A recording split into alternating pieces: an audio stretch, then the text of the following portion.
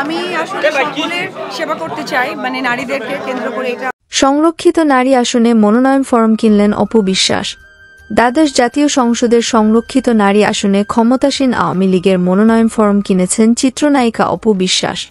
মঙ্গলবার ৬ ফেব্রুয়ারি দুপুর ১২টায় রাজধানীর গুলিস্তানের ২৩ বঙ্গবন্ধু অ্যাভিনিউতে অবস্থিত আওয়ামী লীগের কেন্দ্রীয় কার্যালয়ে গিয়ে ফরম কিনেন এই অভিনেত্রী।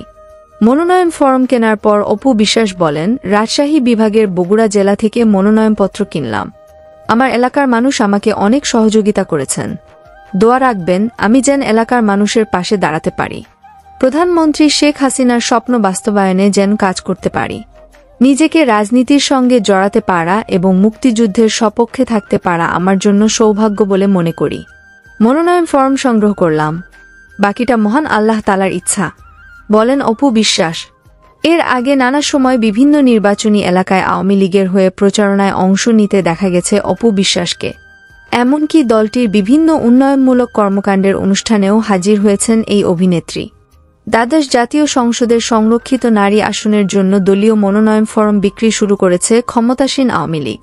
মঙ্গলবার ৬ ফেব্রুয়ারি সকাল ১০টার দিকে রাজধানীর গুলিস্তানের ২৩ বঙ্গবন্ধু অ্যাভিনিউতে অবস্থিত আওয়ামী লীগের কেন্দ্রীয় কার্যালয়ে ফরম বিক্রি শুরু হয়। এদিন সকালে মনোনয়ন ফরম সংগ্রহ করেন অভিনেত্রী সোহানা সাবা, সৈয়দা কামরুন নাহার শাহানূর, নিপুণ আক্তার। আগামী ৮ ফেব্রুয়ারি বিকাল ৪টা পর্যন্ত আবেদনপত্র সংগ্রহ ও জমা দেওয়া যাবে বলে আওয়ামী লীগের পক্ষ থেকে জানানো হয়েছে।